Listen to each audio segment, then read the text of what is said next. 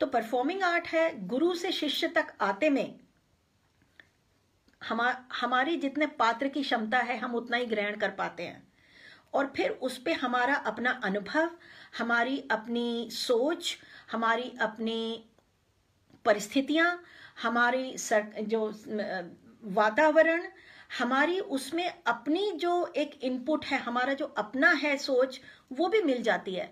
अच्छा, गुरु का शरीर अलग है, शिष्य का शरीर अलग है, बनावट अलग है। गुरु अगर मेल है, हम फीमेल हैं, या गुरु फीमेल है, हम मेल हैं, तो उसका एग्जीक्यूशन फर्क हो जाता है, हाथ का उठाना, नजर का उठाना, सब फर्क हो जाता है। तो हर एक शिष्य अपनी क्षमता से हर गुरु से सीखता है, तो उसमें ऑलरेडी वो नहीं सीख पाता जो गुरु ने सीखा अपने गुरु से।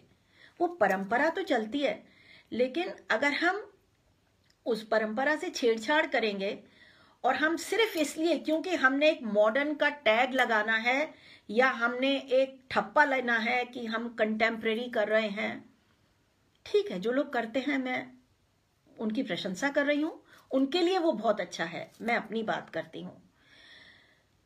तो सिर्फ इसलिए कि मैंने नया कुछ करना है, नएपन की होड़ में हम शुद्धता से कॉम्प्रोमाइज नहीं कर सकते।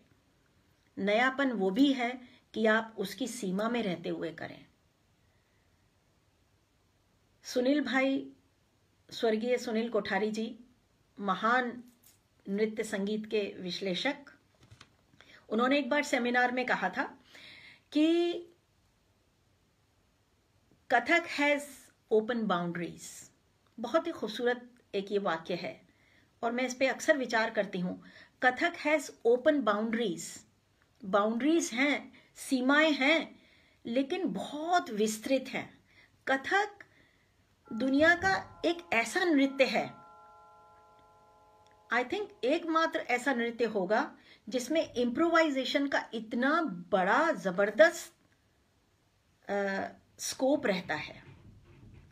अगर कलाकार की तालीम जड़ों से जुड़ी हुई है, गहरी है, उसने मनन किया है, चिंतन किया है, साधना की है, तो आधे घंटे का कार्यक्रम आप 2 घंटे में भी तब्दील कर सकते हैं, वहीं का वहीं। ये इम्प्रोवाइजेशन होता था पहले।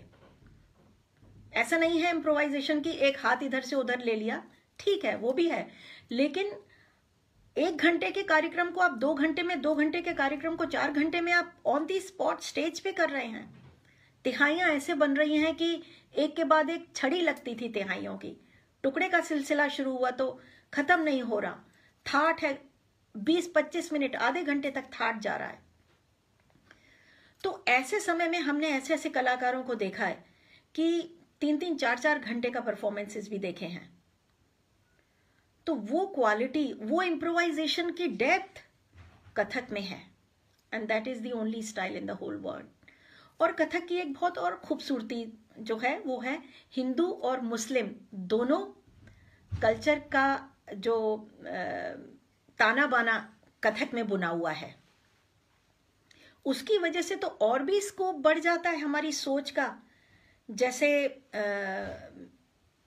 मैंने अपने जिंदगी में बहुत सारे कवियों को, सूफी कवियों को, और फॉर एन एग्जाम्पल सूरदास जी, तुलसीदास जी, मियाँ नज़ीर अकबराबादी, रहीम रसखान, सूर्यकांत त्रिपाठी निराला जी, हरिवंश राय बच्चन जी, और ललन पिया, श्याम पिया, ऐसे कई कई कवियों को, सूफी कवियों को भी शामिल किया अपने कार्यक्रमों में, अपनी प्रस्तुतियों में, और वो मुझे उसमें आशीर्वाद भी मिला, सराहा भी गया, और उससे मैंने बहुत कुछ सीखा। तो हमारा हिंदी काव्य बहुत समृद्ध है। हमारा हिंदुस्तानी जो संस्कृति है, जो सभ्यता है, संस्कृति है, कला है, ये इतनी समृद्ध है कि हजारों साल से हमारे शास्त्र हमारा मार्गदर्शन कर रहे हैं, और हम आज भी उतने ही दृढ़ खड़े हैं। लेकिन अगर उसका पतन किया जाएगा तो वो इसी तरह से किया जाएगा कि अगर उसका विदेशीकरण हो जाएगा।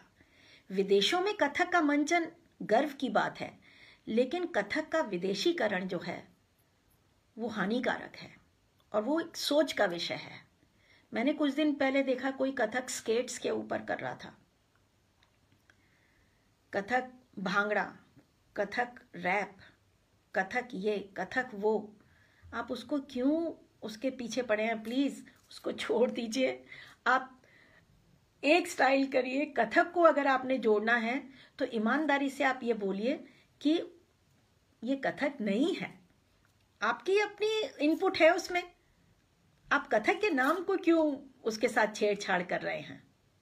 कुछ ऐसे महान कलाकार हैं इस देश में, यूके में, जो कंटेम्प्रेरी करते हैं तो वो उसको डंके की चोट पे कहते हैं कि ये कंटेम्प्रेरी है, फिर वो उसको कथक नहीं बोलते हैं।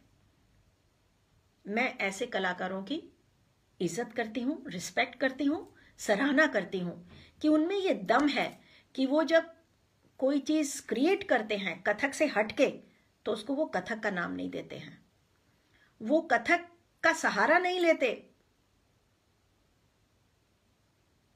अपनी उस पर्टिकुलर आइटम की प्रसिद्धि के लिए, क्योंकि कथक बहुत पॉपुलर हो रहा है यहाँ पे।